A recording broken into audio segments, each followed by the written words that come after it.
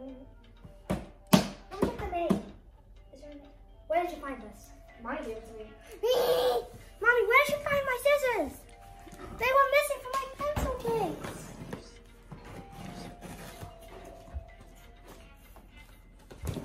Bác Thiều, con đi mặc áo khác đi, áo con rách kìa. Bác Thiều, bác Thiều, áo con bị rách kìa. Con đi mặc cái áo khác đi. Mặc cái áo khác nhanh con. Maybe it would be easier if I use the scissors. Quay dính cái chân của ông kìa. Okay, let's see the robot. Or the vacuum robot. I think it would just look like a little small circle on the floor. Yeah, it is. Really? Pull it out the side. Ow, my foot. See?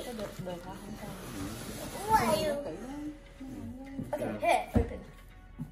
How do I use scissors? Ông Thanh ớt sang thuyền đi. Nó nồi xịn quá. Này Thịnh, đây Thiều, hai đứa. Đừng quay sao mình thấy ai thằng con này kia mặc đồ khác hay con.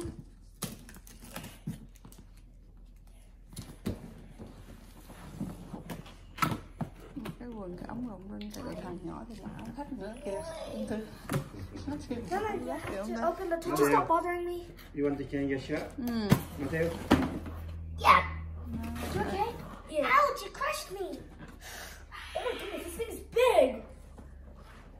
I didn't expect it to be so large. What's this? I think this is a charging station. It's a shed. Mày mốt nó lên ai cũng coi nó rồi nó mặc cái áo rách. Let's see what it Mateo? Cái quần rộng rồi. Go and get you another shirt. Come on. Mateo. He doesn't want to. Cái áo của con gắt bên hông kìa. Nè. Gắt cái chỗ cái nách kìa. Nè. Gắt chỗ này nè. Get another shirt. Come on. Nathan thì trên cái quần nha. This thing doesn't have any holes. Ok, trong khi nó đi lấy đồ nó thay thì mình coi đọc cái này cái sao. Don't see any holes in my pants.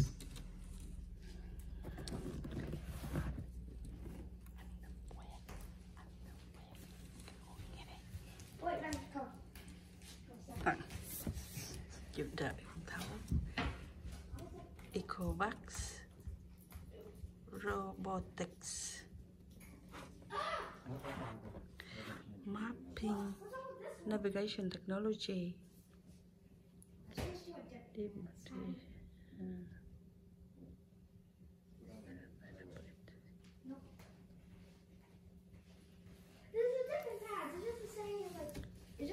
Ô này nó có mớp luôn, để lau nhà luôn. You know that? This has the... Mateo, come here. What? What do you want from me?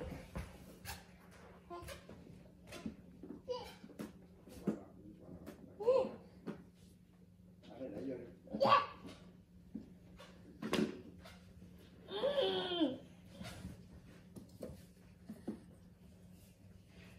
What's this? Maybe it's the charging station. Huh? That is a cleaning. Please use with the cleaning cloth. Oh no, here's the other thing. This is apparently a cleaning cloth.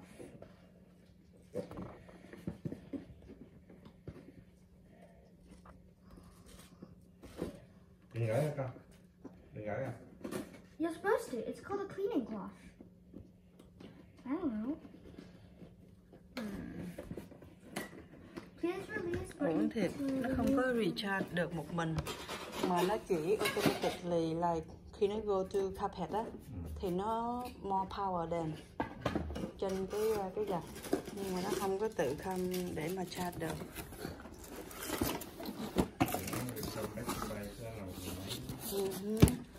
Yeah. Nếu mà nó đi lại cái chỗ mà charge thì nó tới 1.500 lần. Cái này thì là 750. Hai đứa con set up đi ha. Hai con set up đi rồi mình thử ra sao ha. This one is like a rubby thing. Con đọc đi á, con đọc đi rồi con làm đi ha. Đó, đó manual đó. What? Oh, and then something here. Look. Huh? Giờ này có cái gì đây nữa nè. Ồ, mình biết rồi, đây. Cái đồ để cho nó quay nè. Look, this one. Nè. Put in the list. I saw one of those. I got these two. Yeah, I unwrapped them. Nè, nhưng mà con phải khép phụ ha, không có được cho nó bend. No, I took them out of that box. No, I put the box down. There's one more here. One more scrubby thing. Yes, that's it. So let's unwrap one of these things. Có gì nữa không? What's this thing? Maybe it's some sort of positive? Oh, come on. Con phải đọc bao nhiêu? I'm not gonna read all of this. You gotta be kidding me. All that. Con nói sao mình nữa, con lớn lên con không có mắc cỡ thì con nói nha, mà mày nói chứ rồi đó.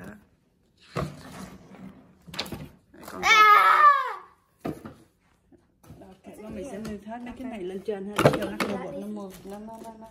nó hấp bụi, và mình sẽ để nó lên trên bàn hết để lát nữa. Ô, mình chat nó trước đi con. It told me to pull. The manual says pull this out. Hey, chat is first. No, this is the manual. It's telling me to pull this out. When chat is first. And then second, it needs to be against the wall. Somewhere we choose somewhere ha. Is it a charging station? Chỗ đó không con? The space needs to be half a centimeter on each side, and then 1.5 centimeters in front of it. How about that wall? Where? That one? It needs a plug. Nhưng mà nó không có. Plug. How about that? Where do you put it? It's so big. Chỗ đó đi. There. We'll have to move the hammocks. There. Yeah, happy. There. Chỗ đó hả? Chỗ đó thì ba hay ngồi đó hoài. Where do we put this cleaning cloth? Yeah. No, it's not big enough. It needs to be half a meter on each side and a meter and a half in front of it. Well, we should move that hammock in that case. Daddy, Mommy, can you move that hammock? Yep, sure. I'm like leading right now.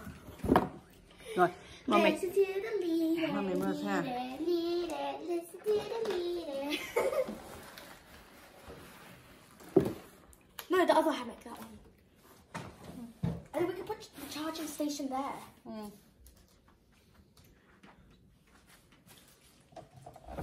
I'm taking this way out of its wrapper, by the way.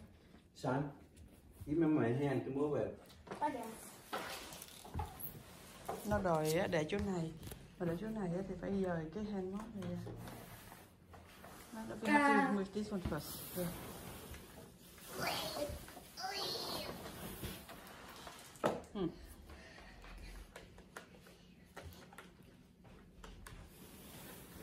Okay. Now, where's the charging station? Thank you. Now what are they to retire? And voila. Huh? You retired?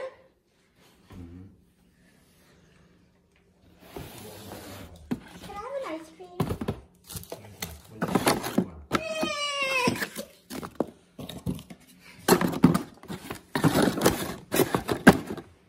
One little piggy, two little piggy.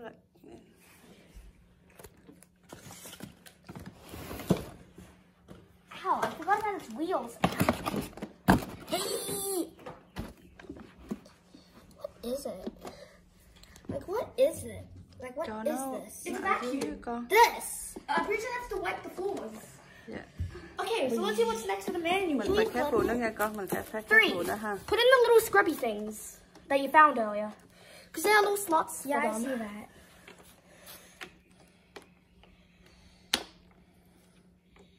They go right in. Wait, there's only two. Pretty sure it's these holes. Hold on. It doesn't fit in it. Give me that. Okay, let's fit in. Wait, what about these ones?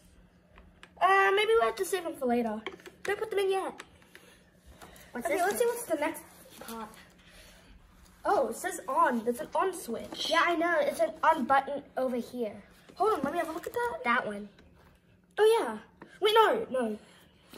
Let me see. There's a little trigger somewhere. No, flip it over. It should be on the other side. There's supposed to be a little trigger. Huh? Here, it says on off. Yeah, it should be here somewhere. What's this? Hold on, flip it over. That's what I was doing. Let's see if it's there. Where's the trigger? Is this it? Oh, okay. Nathan, you take over temporarily. Where does this go?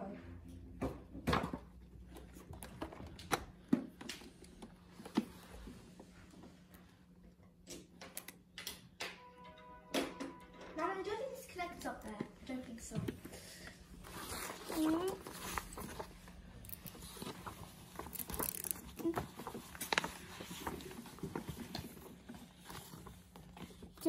Do I take this off? No, I keep it on for now. Have a look at the manual.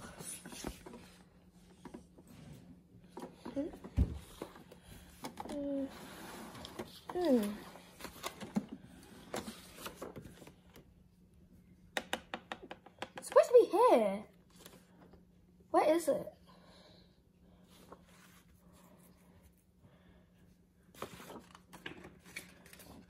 Oh no! Okay, I got it. Look! Auto times 1 or times 3. Okay, so looks like we have to hold on.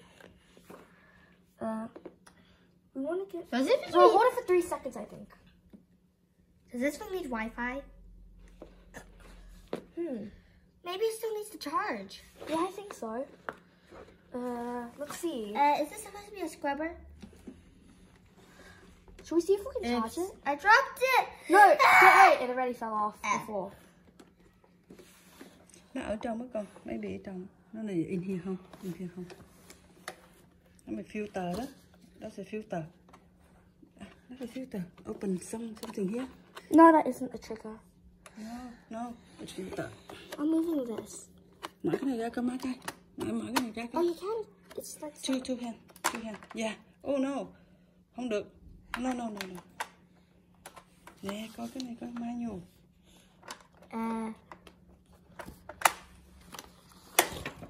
Cái manual coi. Nè, look. Cái này ha. Cho cái ấy không? Này. Yeah, it's a charging station. But mommy, the real problem is this. Đi charge nó đi. Okay then. Nếu không charge thì sao được? Yeah. But what are all these extra parts? Oh, extra part. Oh, maybe just extra. Yeah, mommy. Matthew. Turn on the power. It is on. Matthew. Look. Look at me. Có on không? Có on không? How do I know if it's charging? Press the power. That one? No, it's already in the. Yeah. Hold for a second. Oh yeah. It's on now. Yeah. Matthew, it starts running around sweeping everything. Hold on, Nathan, I want to have a look at something. Can I have the manual? No. Okay. What did you say?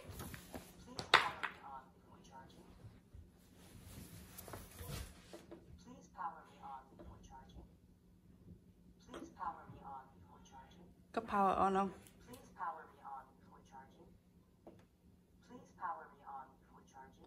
Clean bên charging. Clean on chưa?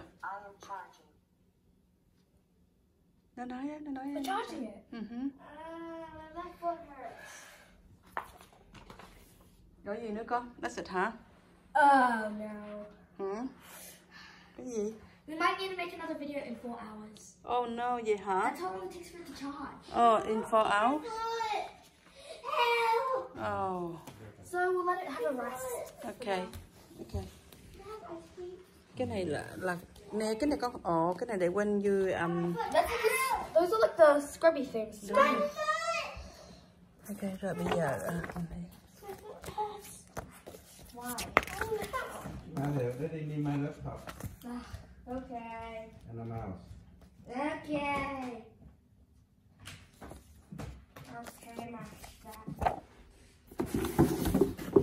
Okay, Okay, vậy là mình phải chờ. We have to wait for another 4 hours to charge.